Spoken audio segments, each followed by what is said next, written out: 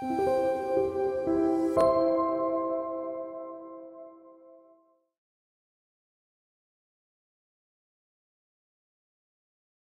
그러면은 이제 오늘 교재의 본문을 한번 좀 읽도록 하겠습니다. 먼저 한번 읽어주시기 바랍니다.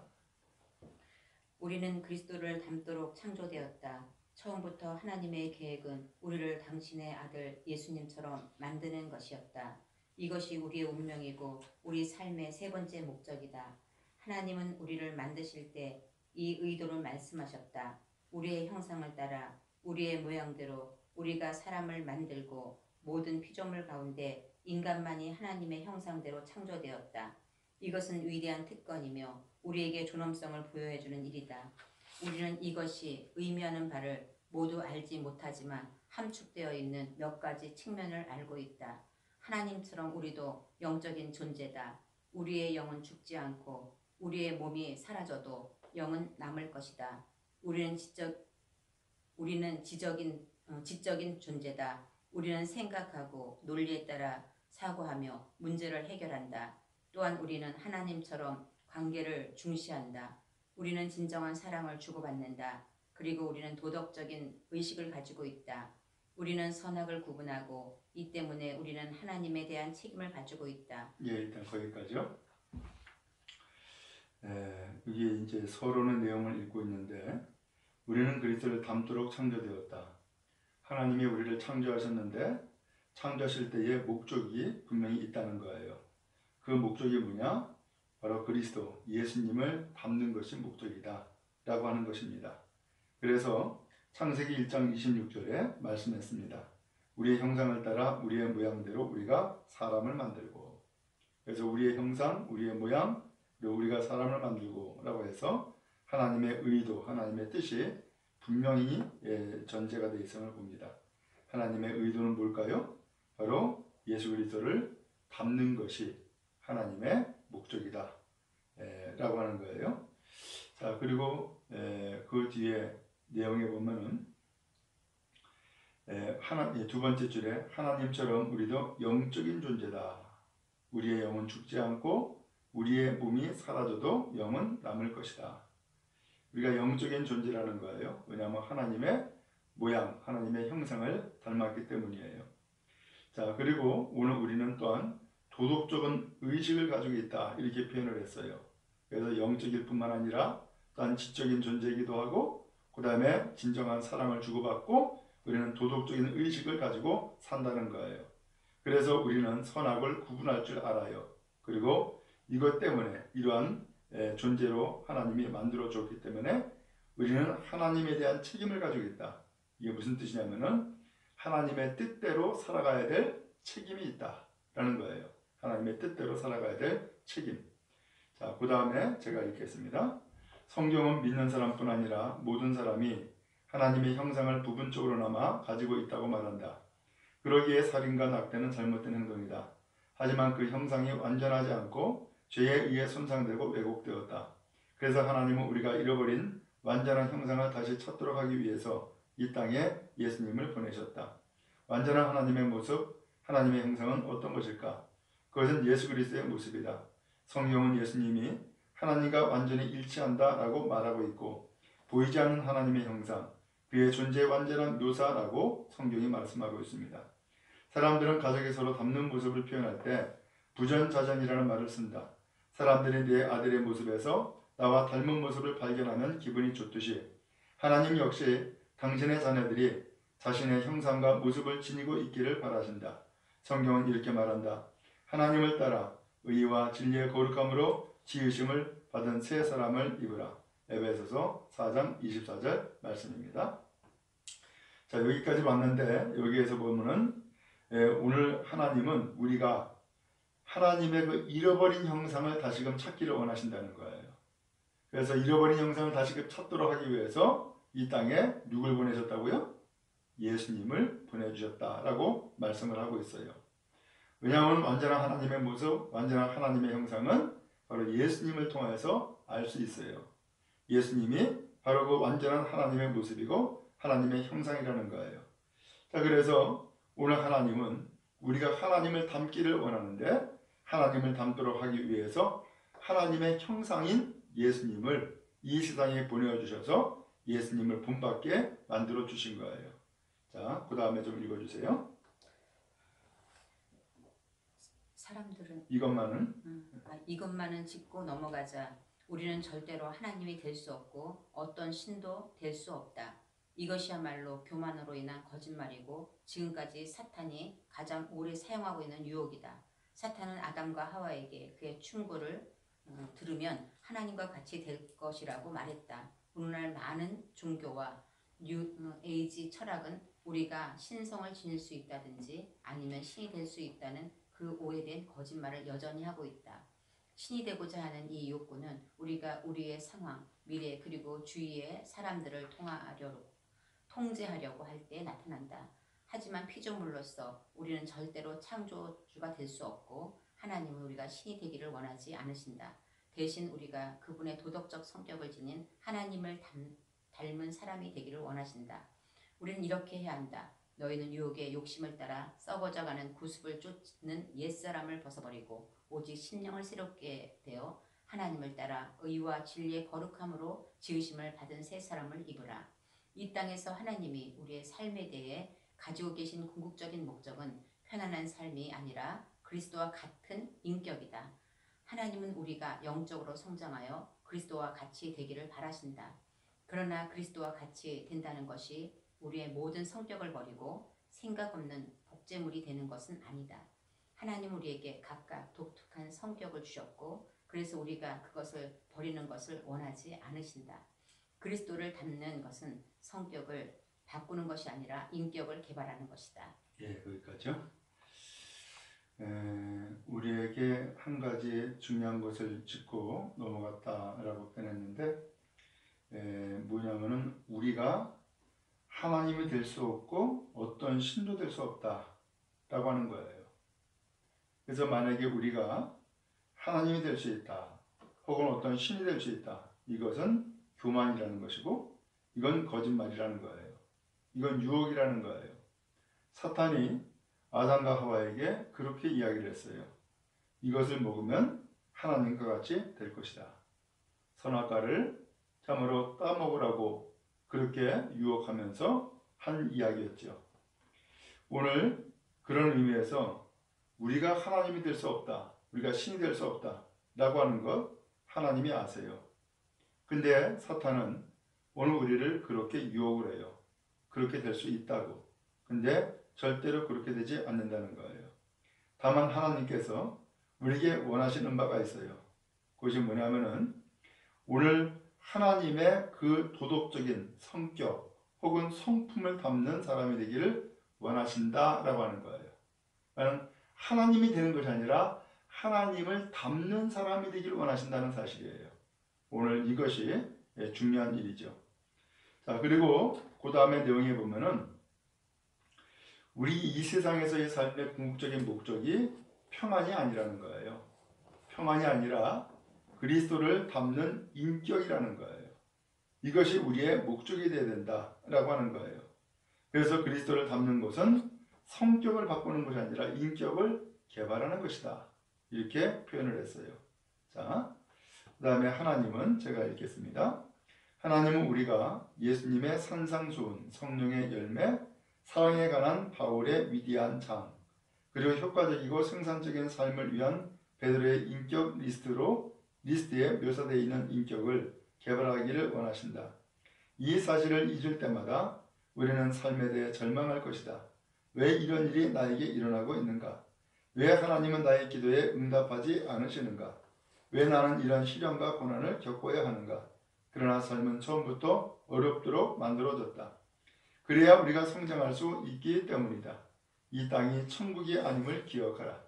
많은 크리스천들은 예수님의 풍요로운 삶에 대한 약속을 잘못 해석한다. 그것은 완벽한 건강, 평안한 삶의 방식, 끊임없는 행복, 꿈의 실현, 그리고 믿음과 기도를 통한 빠른 문제 해결을 기대한다. 한마디로 그들은 크리스천의 삶이 이 땅에서 천국의 삶을 누리는 것이라 기대한다. 이러한 자아 도취의 관점은 하나님을 단순히 우리의 이기적인 만족을 채워주기 위한 존재로 위에 존재하는 요정쯤으로 취급하게 한다. 하나님은 우리의 종이 아니시다. 만일 우리의 삶이 쉬운 것으로 되어졌다고 생각한다면, 되어졌다는 생각에 빠진다면 우리는 삶에 대한 심한 환멸을 느끼거나 현실을 부정하며 살게 될 것이다. 삶이 우리에게 대한 것이 아님을 잊지 말라. 우리가 하나님의 목적을 위해 존재하는 것이지 그 반대가 아니다. 하나님이 영생에서 우리를 위한 진짜 삶을 계획해 놓으셨는데 왜 이 땅에서 천국 같은 삶을 주시겠는가? 이 땅에서의 삶은 천국에서의 삶을 위해 우리의 인격을 쌓고 강화하기 위해 주신 것이다. 중요한 표현을 여기서 지금 해주고 있죠.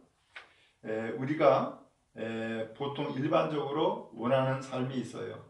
그것은 풍요로움, 혹은 건강함, 그리고 또한 평안함, 이런 것들을 우리가 보통 생각을 하는데, 하나님을 이러한 문제를 해결해 주시는 분으로 생각한다면 이것은 우리의 이기적인 만족을 채워주기 위한 존재로 요정쯤으로 취급하는 일이 된다라고 그렇게 표현했어요. 근데 그것이 아니라는 거예요. 그 맨 아래 부분에 읽었던 내용 보게 보면은 삶이 우리에 대한 것이 아님을 잊지 말라. 우리가 하나님의 목적을 위해 존재하는 것이지 그 반대가 아니다.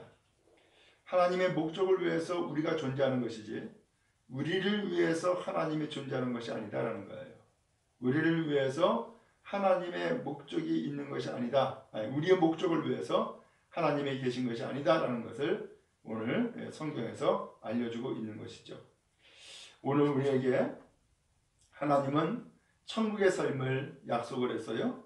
근데 이 땅에서의 삶은 천국에서의 삶을 위해서 오늘 거기에 합당한 인격을 쌓고 강화시켜주기 위해서 오늘 우리의 삶을 주신 것이다 라고 하는 거예요. 그러니까는 이 세상에서의 삶은 곧 훈련장이고, 또한 오늘 우리가 계속해서 인격을 쌓아나가고 그 다음에 하나님 나라에 합당한 백성으로서의 삶을 계속해서 훈련하는 훈련장이다 라고 할 수 있겠어요. 자, 그 아래 좀 읽어주시기 바랍니다. 하나님의 영이 우리 안에서 역사하고 있다. 우리 안에 그리스도를 닮은 성품을 만드는 것은 성령님의 일이다. 성경은 이렇게 말한다. 우리가 다 수건을 벗은 얼굴로 거울을 보는 것 같이 주의 영광을 보매 저와 같은 형상으로 화하여 영광으로 영광에 이르니 곧 주의 영으로 말미암으리라. 우리가 더욱 예수님을 닮아가는 이 과정을 성화라고 부른다. 이것이 우리 삶의 세 번째 목적이다. 우리 스스로 예수님의 성품을 만들고 개발할 수 없다. 새 결심, 의지, 그리고 좋은 의도로는 충분하지 않다. 하나님이 우리의 삶에서 보고 싶어 하시는 변화를 일으킬 수 있는 힘은 오직 성령님만이 가지고 계시다. 성경은 이렇게 말한다. 너희 안에서 행하시는 일은 하나님이시니 자기의 기쁘신 뜻을 위하여 너희로 소원을 두고 행하게 하시나니. 성령의 힘이라는 말을 들으면 많은 사람들은 기적적인 일이나 격렬한 감정을 생각한다. 하지만 대부분의 경우 성령의 힘은 우리의 삶에서 조용하고 약하게 나타나기 때문에 우리가 알아차리거나 느낄 수 없다. 그분은 조용하고 부드러운 목소리로 우리를 가볍게 건드리신다. 그리스도를 닮는 것은 모방이 아니라 그 안의 삶으로서 나타나는 것이다. 즉 그리스도가 우리를 통해 사시게 하는 것이다. 이 비밀을 너희 안에 계신 그리스도시니 이것이 실제 생활에서 어떻게 일어나는가 우리가 하는 선택을 통해서 일어난다. 우리는 그 상황에서 적합한 것을 선택하여 행동하고 성령님이 그것을 위한 힘, 사랑, 믿음, 그리고 지혜를 주실 것을 믿는 것이다. 성령님이 우리 안에서 살고 계시기 때문에 우리가 그것들을 구하기만 한다면 항상 얻을 수 있다. 예. 하나님의 영이 우리 안에 역사하고 있다. 이렇게 한 문장으로 제시를 했어요. 하나님의 영이 우리 안에 역사하고 있다. 우리가 그리스도를 닮는다, 혹은 그리스도를 닮은 성품을 만드는 것, 바로 이것은 누구 일이라고요? 성령님의 일이다. 이렇게 표현을 했어요. 성령님, 곧 성령 하나님이 하시는 일이라는 거예요. 그러면서 우리가 예수님을 닮아가는 이 과정을 성화라고 그렇게 표현을 했고, 이게 세 번째 목적이라는 거예요.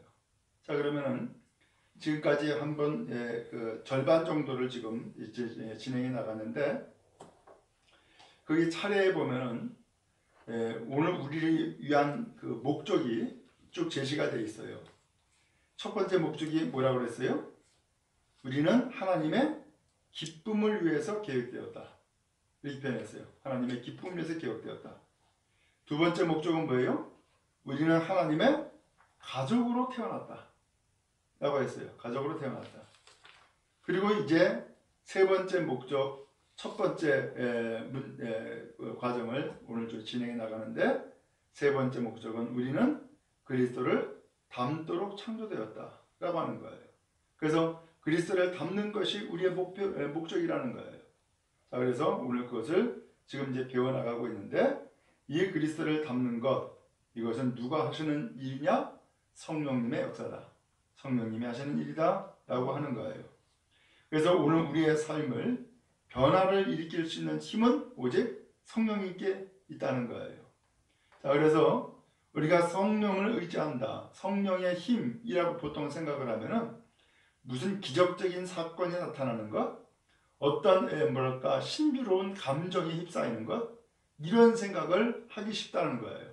근데 그게 아니다 라는 거예요.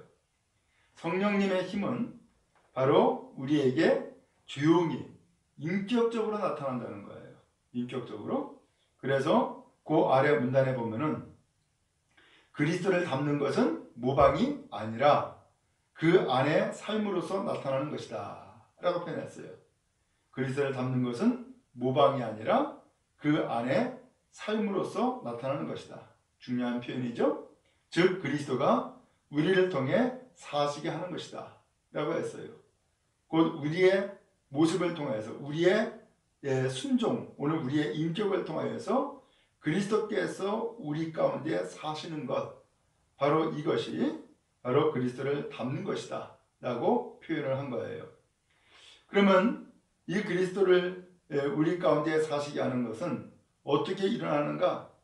우리가 선택해야 된다는 거예요. 선택. 그래서 그 아래에 보면은 끝에서 네 번째 줄이죠. 우리는 그 상황에서 적합한 것을 뭐하고? 선택하여 행동하고 성령님이 그것을 위한 힘, 사랑, 믿음, 그리고 지혜를 주실 것을 믿는 거다. 이렇게 표현을 했어요. 여기에도 중요한 표현이 지금 제시가 되어 있죠. 그래서 바로 그리스도를 닮아간다, 혹은 성령님이 역사한다 라고 하는 것은 오늘 우리의 선택을 통해서 일어나는 사건이라는 거예요. 그래서 무엇이 가장 적합한지, 무엇이 올바른지, 무엇이 하나님의 뜻인지 선택하는 거예요. 그리고 행동하는 거예요. 그러면 하나님이 그때서 우리에게 그것을 이룰 수 있는 힘도 주시고, 사랑의 마음도 주시고, 믿음도 주시고, 지혜를 주신다는 거예요. 이것을 믿는 것, 바로 이것이 오늘 그리스도를 닮는 것이고, 또한 성령께서 역사하시는 길이다라고 제시를 하고 있어요. 중요한 표현이죠. 자, 그래서 여기에서는 성령님은 우리 안에서 역사하시는데, 오늘 우리의 결정, 곧 오늘 우리의 선택을 통하여서, 그리고 오늘 우리의 순종을 통하여서 성령님은 역사한다 라고 하는 거예요. 자, 오른쪽에 마저 또 읽겠습니다. 우리는 성령님의 역사하심에 협력해야 한다. 성경을 통해 계속 설명되는 중요한 진리를 우리는 알아야 하는데, 이는 성령님은 우리가 믿음의 발걸음을 옮기는 그 순간 힘을 드러내신다는 것이다. 여호수아가 요단강이라는 넘어갈 수 없는 벽을 만났을 때 지도자들이 순종과 믿음으로 흐르는 물에 발을 담근 후에야 강물이 약해졌다. 순종은 하나님의 능력을 불러온다. 하나님은 우리가 먼저 행동하기를 기다리시기 때문에 우리의 힘이 생기거나 확신이 들 때까지 기다리지 말라. 약점이 있어도 행동하라. 두려움과 감정에 상관없이 옳은 일을 하라.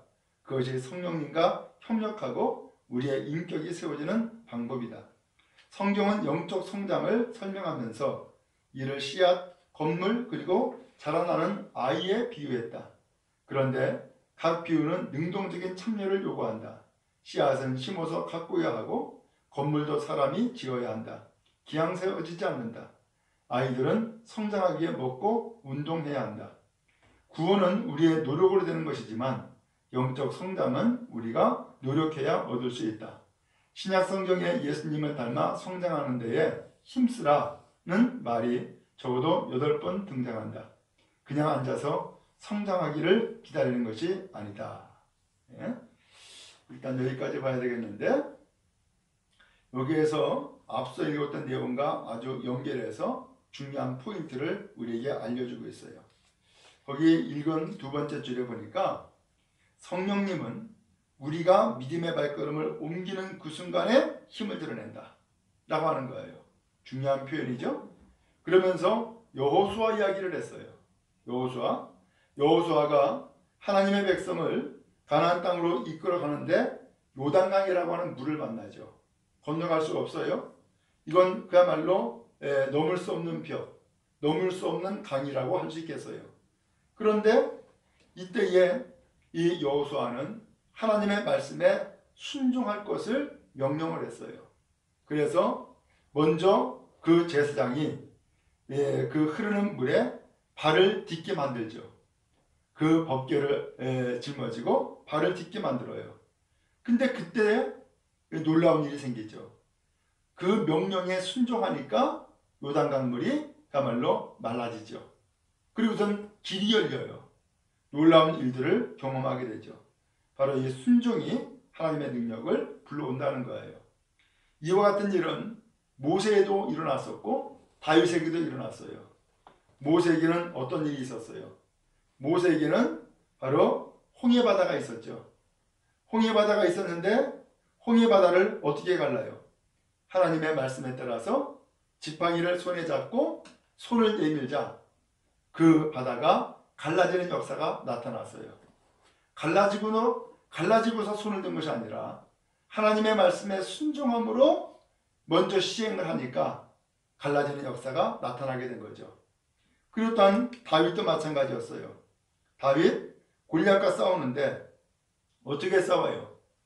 사울왕은 다윗에게 갑옷도 주고 그리고 칼도 주고 그리고 여러 가지 무기도 그에게 주었지만 이 다윗은 그 골리앗과 나가서 싸울 때에 무기 가지고 나가 싸우질 않았어요. 뭐라 그랬어요? 만군의 여호와 이름으로 너에게 나간다 하고서 하나님의 말씀을 의지하고 순종함으로 나갔어요. 그때에 놀라운 일이 생기죠. 그 물매 하나를 가지고서 골리앗을 쓰러뜨리는 놀라운 역사를 갖게 됩니다. 이것은 다윗에게 있어서 생애의 놀라운 경험이었지만 더 나아가서 이스라엘 백성에게도 놀라운 경험을 안겨주는 정말로 기적적인 사건이었습니다. 이로 인하여서 모든 문제들을 해결하는 돌파구가 마련되었었죠. 오늘 그런 의미에서 오늘 성령님은 오늘 우리가 순종할 때에 역사하시더라라고 하는 거예요. 이 순종함이 성령님의 역사에 협력하는 것이고 또한 성령님의 역사에 동참하는 일이 되어질 거예요. 자, 그 다음에 바울은 또 읽어주세요. 바울은 에베소서 4장 22절에서 24절에서 그리스도를 닮기 위해 우리가 져야 할 3가지 책임에 대해 설명한다. 첫째, 우리는 옛 태도를 버려야 한다. 너희는 유혹의 욕심을 따라 썩어져가는 구습을 쫓는 옛사람을 벗어버리고, 둘째, 우리는 사고방식을 바꾸어야 한다. 성령이 너희 사고방식을 변화시키도록 하라. 성경은 우리가 마음을 새롭게 함으로 새로워진다고 말한다. 변화의 그리스어원은 로마서 12장 2절과 고린도후서 3장 18절에서 사용된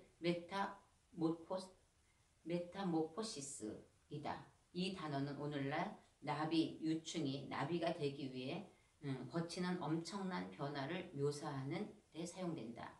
하나님이 우리의 사고를 인도하시도록 할 때 우리에게 일어나는 영적인 변화는 매우 아름답다.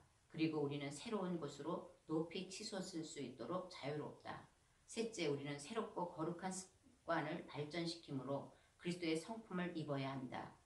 우리의 성품은 습관을 모두 모아놓은 것이기 때문에 우리가 습관적으로 어떻게 행동하는지를 보여준다. 성경은 이렇게 말한다. 하나님을 따라 의와 진리의 거룩함으로 지으심을 받은 새 사람을 입으라. 하나님은 됐어요. 그 앞에 있는 내용과 연결되는 건데, 구원은 우리의 노력으로 되는 것이 아니지만 영적 성장은 우리의 노력으로 얻을 수 있는 거라는 거예요. 그러면서 바울은 그리스도를 닮기 위해서 우리가 져야 될 세 가지 책임을 에베소서 4장 22절부터 24절의 말씀을 통해서 설명을 했어요. 세 가지를 설명했는데, 첫 번째는 옛 태도를 버려라. 그래서 너희는 유혹의 욕심을 따라 썩어져가는 구습을 쫓는 옛사람을 벗어버리라 라는 표현이 나오는데, 바로 옛사람을 버리라는 거예요. 이게 그리스도를 닮기 위해서 가져야 될 첫 번째 책임이다 라고 했어요. 두 번째로는 우리의 사고방식을 바꾸라는 거예요.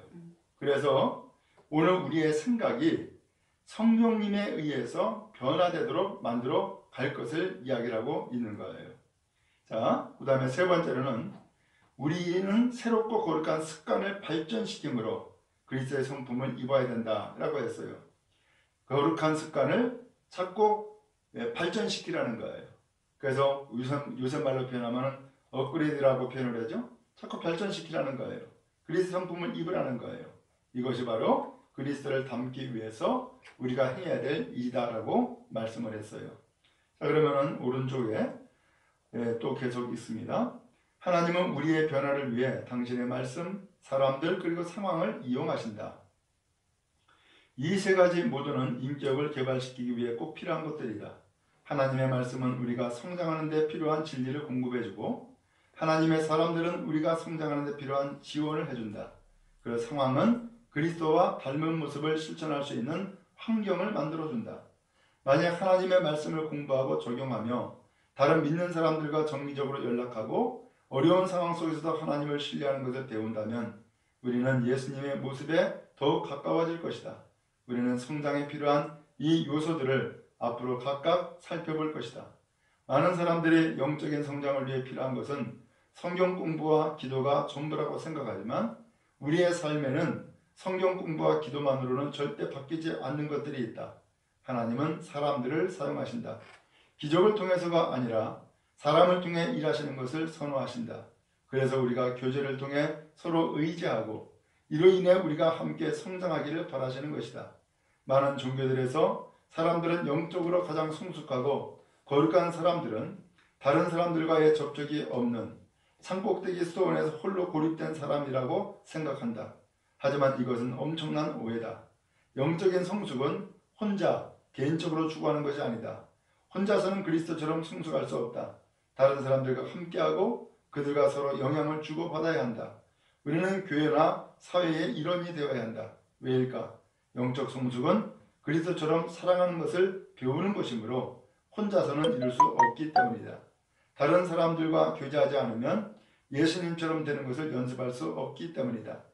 하나님과 다른 사람들을 사랑하는 것이 전부라는 것을 기억하라. 예. 자, 여기에서도 중요한 이야기를 우리에게 해주고 있죠. 영적 성장. 먼저 우리에게 하나님께서는 우리가 변화되고 새로워지도록 하기 위해서 세 가지를 사용한다는 거예요. 세 가지. 첫 번째가 뭐였죠? 말씀. 하나님의 말씀이었어요. 그 다음에 두 번째는 뭐였어요? 사람들이었어요. 그 다음에 세 번째는 뭐였어요? 상황을 통하여서 변화시킨다 라고 하는 거예요. 자, 의외죠. 가장 먼저 우리가 영적 성장을 위해서 필요한 것은 뭐냐? 라고 묻는다 그러면은 대뜸 기도해야 된다. 혹은 말씀을 배워야 된다. 이렇게 생각하기 쉬운데 오늘 이 교재에서는 그것만이 아니다라는 거예요. 그것만이 아니다 라고 하면서 사람들을 사용한다 라고 말씀을 하고 있어요. 사람들을 사용한다. 자, 그런 의미에서 첫 번째로 하나님의 말씀, 그 다음에 사람들이라고 했는데 하나님의 말씀을 공부하고 적용하고 다른 사람들과 정기적으로 연락하고 그 다음에 어려운 상황에서도 하나님의 말씀을 신뢰하고 배운다면 예수님의 모습을 가까이 할 수 있겠죠. 자, 이것이 첫 번째가 될 수 있겠고 그 다음에 두 번째로는 바로 사람들인데 이 사람을 통하여서 우리는 서로 교제를 나누게 되죠. 또 의지할 수 있죠. 그러면서 하나님은 우리를 성장시키신다는 거예요. 우리가 가끔 오해를 하는 것이 바로 이 부분인데 영적으로 성숙한 사람은 다른 사람들과 접촉하지 않고 혹은 세상과 구별되어서 어디 저기 수도원이나 산속에 들어가서 혼자 돛 닦는 사람이라고 생각을 하는 경우가 있다는 거예요. 근데 그것은 착각이라는 거예요. 오해라는 거예요. 영적인 성숙은 혼자 이룰 수 있는 것이 아니라는 거예요. 영적인 성숙은 어디서 일어나느냐? 다른 사람들과 함께 만나고 어울리고 그러면서 서로 영향을 주고받는 가운데에서 영적 성장이 일어난다는 거예요. 그 영적 성장은 다른 것이 아니라 뭐예요? 바로 예수님처럼 사랑하는 것을 배워나가는 거라는 거예요. 자, 이것이 바로 영적 성장의 핵심이겠죠? 사랑하는 것을 배워나가는 것이라는 거예요. 바로 이렇게 다른 사람과 교제하지 않으면 예수님처럼 닮아갈 수도 없고 또 예수님과 같이 이와 같이 사랑할 수 없기 때문에 하나님과 다른 사람들을 사랑하는 것이 사실은 영적 변화, 영적 성장의 전부다 라고까지 표현을 했어요. 자, 그 다음에 뒤에 또 마저 읽어주시기 바랍니다. 예수님처럼 되는 것은 길고 느린 성장의 과정이다. 영적인 성숙은 즉각적이거나 자동적으로 일어나지 않는다. 우리의 남은 삶 동안 계속 이루어질 점차적인 발달 과정이다. 이에 대해 바울은 이렇게 말했다. 우리가 다 하나님의 아들을 믿는 것과 아는 일에 하나가 되어 온전한 사람을 이루어 그리스도의 장성한 분량이 충만한 데까지 이르리니 우리는 아직 과정 중에 있다. 우리가 그리스도와 닮아가는 영적인 변화, 그의 과정은 평생 걸릴 것이고 이 땅에서는 완성되지 않을 것이다. 우리가 천국에 갈 때 또는 예수님이 다시 오실 때 완성될 것이다.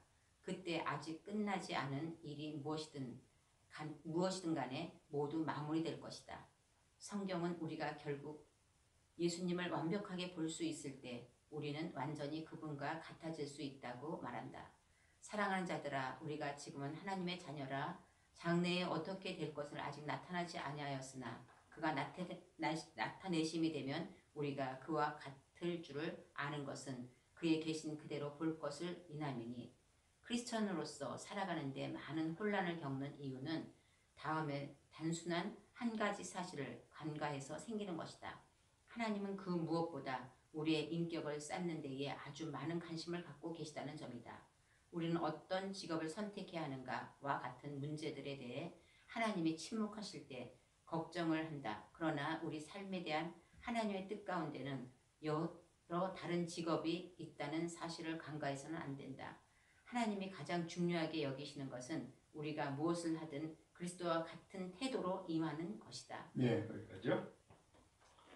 잘 읽으셨고 거기 소제목에 나와 있는 것처럼 예수님처럼 되는 것은 길고 느린 성장의 과정이다. 우리는 사실 빨리빨리를 좋아하잖아요. 그래서 변화도 빨리 되고 성장도 빨리 되고 성숙도 빨리 되고 이런 것을 우리는 생각을 하는데 그게 그렇게 빨리 되는 것이 아니라는 거예요. 그래서 거기 첫 번째 줄에 보니까 영적인 성숙은 즉각적이거나 자동적으로 일어나는 일이 아니라는 거예요. 우리의 남은 삶을 살 동안 계속해서 이루어질 점진적인 발달 과정이라는 거예요. 계속해서 이루어질 점진적인 발달 과정.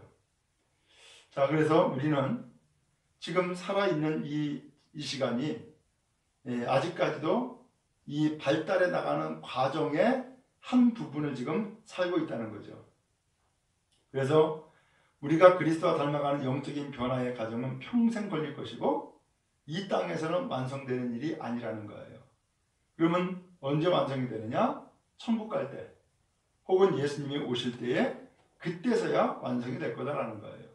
그러니까 우리는 누구도 나는 완벽해 라고 말할 수 있는 사람 없고, 나의 이 믿음은 이 정도면 됐어 라고 하면서 자기 만족에 빠져서도 안 된다라고 하는 것을 우리가 알 수 있죠. 자, 우리가 크리스천의 삶을 살아가는 데에 혼란을 겪는 경우가 있어요. 그 혼란이 무엇인가 하면은 하나님이 중요하게 여기는 것이 뭘까라고 하는 거예요. 하나님이 중요하게 여기는 것이 뭘까? 근데 하나님께서 중요하게 여기시는 것은 바로 우리의 인격을 올바르게 성장시켜 나가는 것, 여기에 관심이 있다는 거예요. 근데 우리는 인격의 어떤 성장이 아니라 무슨 업적에가말로 많고 적음, 업적을 쌓고 무엇인가 어떤 위치, 지위를 차지하고 혹은 많은 것을 알고 하는 어떤 지식, 여기에 관심을 갖고 있단 말이죠. 근데 그것을 우리는 성장이라고 착각을 해요. 근데 그게 성장이 아니라는 거예요. 하나님이 가지고 있는 관심은 오늘 우리의 변화에 관심이 있고, 그 변화의 핵심에는 바로 우리의 인격의 성숙이 있다라고 하는 것을 오늘 이 책에서 제시하고 있어요. 그래서 금방 읽은 마지막 내용에 보니까 하나님이 가장 중요하게 여기시는 것은 우리가 무엇을 하든 그리스도와 같은 태도로 임하는 것이다 라고 표현했어요. 누구의 태도? 그리스도와 같은 태도. 바로 여기에 하나님이 가장 중요시 여기는 내용이 있다라고 말씀을 하고 있어요. 자, 그 다음에 또 제가 읽도록 하겠습니다. 하나님은 우리가 무엇을 하는지 보다는 어떤 사람인지에 더 관심을 두신다. 사람은 그 존재 자체로서 중요하다. 그리고 하나님은 우리의 직업보다는 우리의 성품을 더 많이 생각하신다. 이는 우리가 영생으로 갈 때 가지고 가는 것은 직업이 아닌 성품이기 때문이다. 성경은 이렇게 경고한다. 너희는 이 세대를 본받지 말고 오직 마음을 새롭게 함으로 변화를 받아 하나님의 선하시고 기뻐하시고 온전한 뜻이 무엇인지 분별하도록 하라.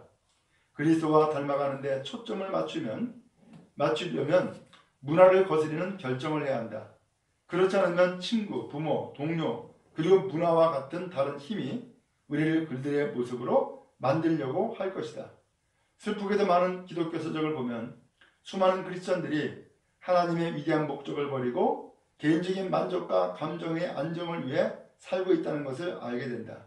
이것은 제자도가 아닌 나르시시즘이다. 예수님은 우리가 이 땅에서 편안하게 잘 적응하여 살게 하시려고 십자가에 돌아가신 것이 아니다. 그분의 목적은 그보다 훨씬 깊다. 그분은 우리를 천국으로 데려가시기 전에 우리를 그리스도와 같은 모습으로 만들기 원하셨다. 이것이 우리의 가장 큰 특권이고 즉각적으로 수행해야 할 책임이며 우리가 궁극적으로 가야 할 종착점이다. 자, 마지막 내용인데 하나님의 궁극적인 관심, 우리가 무엇하는지 여기에 별 관심이 없다는 거예요. 그보다는 어떤 사람인지 여기에 더 관심이 있다는 거예요.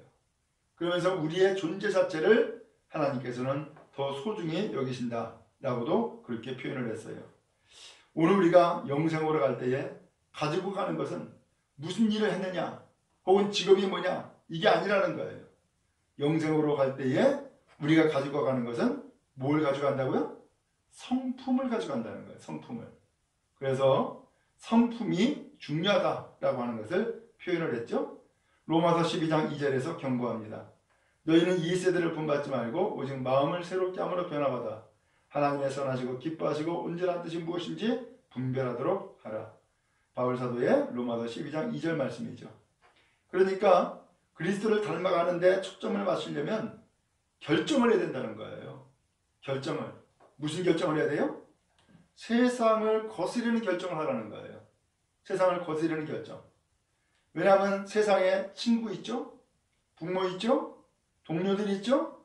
또한 세상에서 추구하는 문화가 있죠.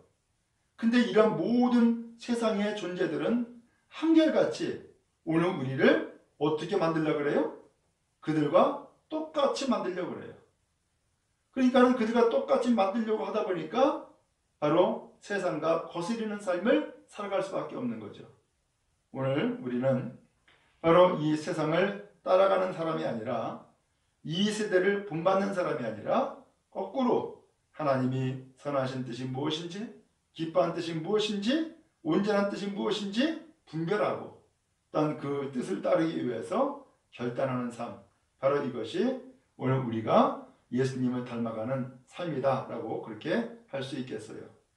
결론적으로 표현하기를, 예수님은 우리가 이 땅에서 편안하게 잘 적응하여 살게 하시려고 십자가에 돌아가신 것이 아니다 라고 했어요. 그분의 목적은 훨씬 더 깊은데, 그분은 우리를 천국으로 데려가시기 전에 우리를 그리스도와 같은 모습으로 만들기 원하셨다. 예수님을 닮는 사람으로 만들기를 원하신 것이 하나님의 뜻이라는 거예요. 그러므로 오늘 우리가 신앙생활 하는 데에 무엇이 중요해요? 그리스도를 닮아가는 것이 더 중요하구나 라는 것을 다시 한번 깨우칠 수 있죠. 예수님을 닮는 우리 모두가 다 되어질 수 있기 바랍니다.